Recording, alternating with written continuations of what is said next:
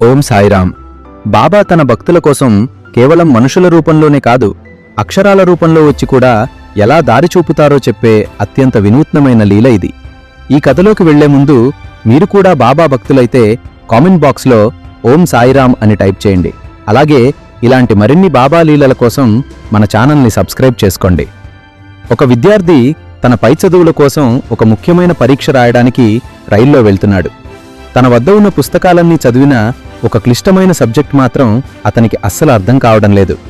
పరీక్షలో ఆ టాపిక్ నుండి ప్రశ్నలు వస్తే ఫెయిల్ అవుతానని అతను ఎంతో ఆందోళన చెందుతూ, బాబా, నా చదువు నీకే ఎరుక, నీవే నాకు దారి చూపాలి అని కళ్ళు మూసుకుని వేడుకున్నాడు. సరిగ్గా అప్పుడు ఒక వృద్ధుడు అతని పక్కన వచ్చి కూర్చుని ఒక పాత వార్తాపత్రికను అతనికిచ్చి, ఇది చదువు నాయనా, నీకు పనికొస్తుంది అని చెప్పి మరుసటి స్టేషన్లో దిగిపోయాడు. ఆ విద్యార్థి ఆశ్చర్యంగా ఆ పేపర్ తీసి చూడగా అందులో అతనికి అర్థం కాని ఆ క్లిష్టమైన సబ్జెక్టు గురించి చాలా సులభంగా వివరించుంది. అతను పరీక్షా హాల్లోకి వెళ్ళాక చూస్తే సరిగ్గా ఆ పేపర్లో ఉన్న అంశాల నుండే ప్రధానమైన ప్రశ్నలు వచ్చాయి.